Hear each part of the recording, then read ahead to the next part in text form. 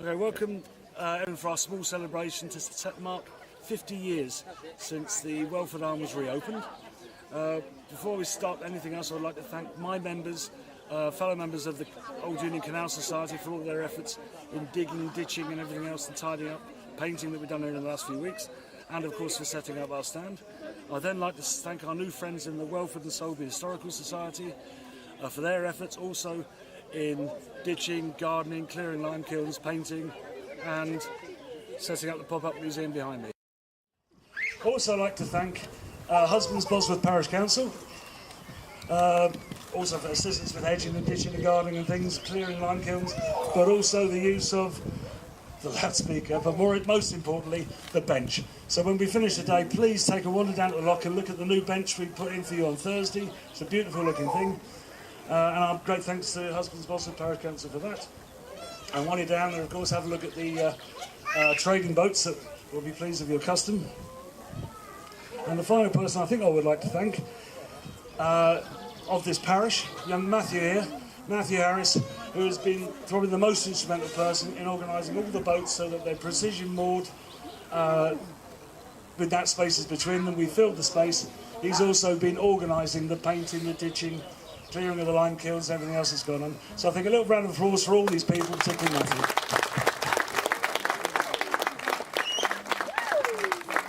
And with that, I would like to introduce Councillor Leslie Bowles, until recently the local district councillor for Welford Wharf, which is part of Husbands Bosworth, and is the outgoing chairman of Harbour District Council and has intimate history with this location. Thank you. That sounds quite ominous. Thank you. Firstly, thank you very much for inviting me here today.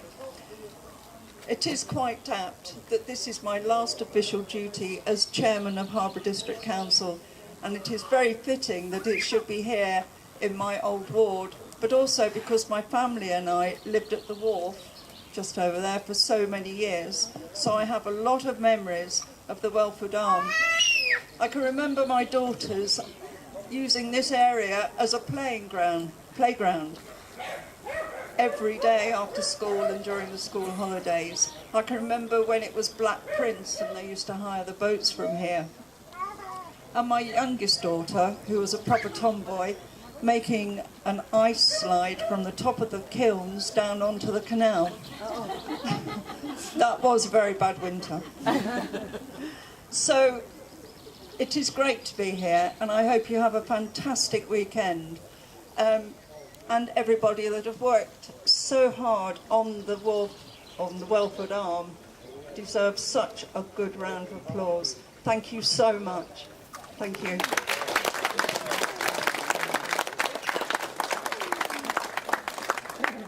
I now have pleasure in asking Philip Mulligan, who is the East Midlands Regional Director of the Canal and River Trust, to say a few words. But before we do that, I'm sorry for interrupting you, Philip, I would just like to say 50 years ago, a young girl called Jane presented a posy of flowers to the then Lady Mayoress. And that still young Jane is here today to reprise her role.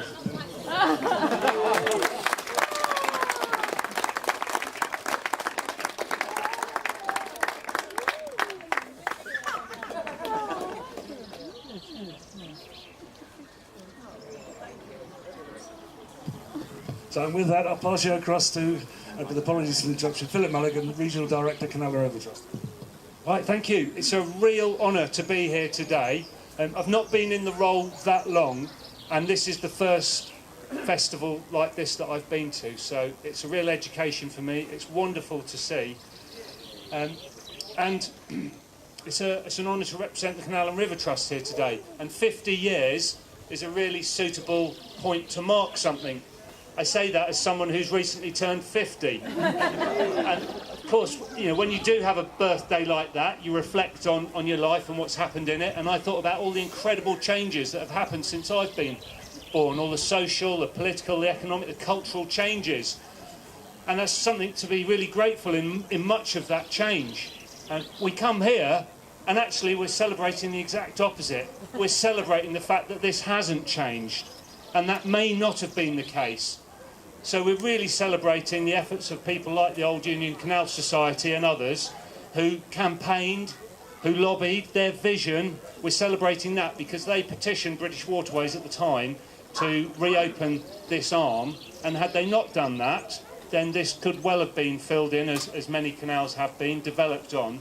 So we're celebrating the fact that it has remained the same. We're also celebrating the fact that British Waterways at the time actually listened to the local people and the groups, and for the first time really engaged with a group of volunteers and worked together to open up this arm. So a lot has changed in the last 50 years. A lot has changed with what was British Waterways and is now the Canal and River Trust.